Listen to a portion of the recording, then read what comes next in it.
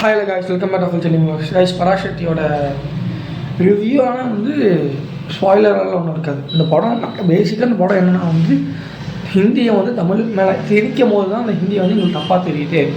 மற்றபடி ஒன்றுமே இல்லை. அதுதான் அந்த படத்தோட ஒன்லைன் கான்செப்ட். அது மட்டும்தான். நிறைய பேர் இந்த படம் லேகாக போகுது அப்போல்லாம் சொன்னாங்க. அப்போல்லாம் கிடையாது.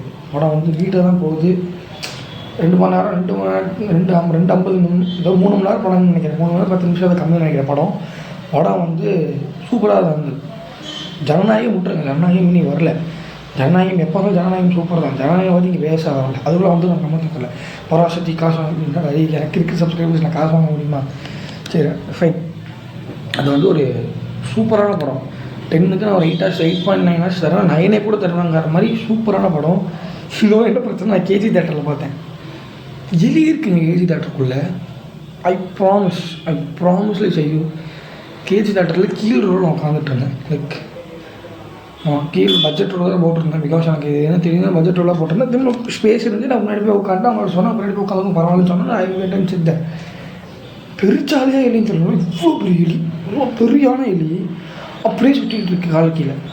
நான் அடுத்த ஒரு வீடியோ போடுறேன். அதில் சப்போஸ் கேப்சராக இருக்குன்னு நினைக்கிறேன். அதை நான் பார்க்குறேன். ஸ்னீக் பிக் பண்ண வீடியோ இருக்குது, நான் போடுறேன். அதில் பாருங்கள், சப்போஸ் கேப்சராக ஆகிருக்கும். அவ்வளோ பெரிய எலி. I what like fucked.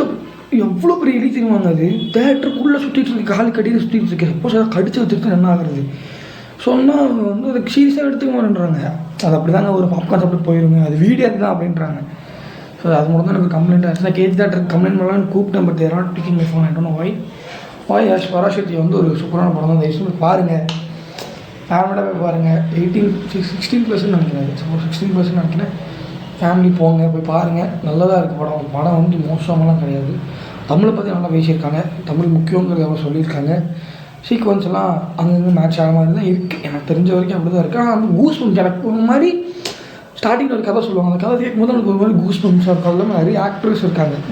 Not Sivakarthikeyan அவரும் மட்டும் இல்லை, இவரும் மட்டும் இல்லை, நிறைய பேர் இருக்காங்க. கேரளாவில் இருக்காங்க, இந்த மலையாளத்துலேருந்து இருக்க சரி கேரளாவில் மலையாள ஆக்ட்ரஸ் இருக்காங்க, கன்னட ஆக்ட்ரஸ் இருக்காங்க. அது மாதிரி நிறைய ஆக்டர்ஸ் இருக்காங்க. ஸோ 2-3 சீன்ஸுக்கு மட்டும் வருவாங்க. நீங்கள் போய் செக்அப் பண்ணி பாருங்கள். புக் மை ஷோவில் வந்து டிக்கெட் இருக்குதுன்னு நினைக்கிறேன். ஆமாம், புக் மை ஷோவில் டிக்கெட் இருக்குது. நேரில் போய் கூட டிக்கெட் எடுத்துக்கோங்க. And bye guys, central boy from awful selling box. உங்கள் அடுத்த வீடியோவில் சந்திக்கிறேன். ஜனநாயகம் போட்டிருக்கோம், பரவாயில்ல.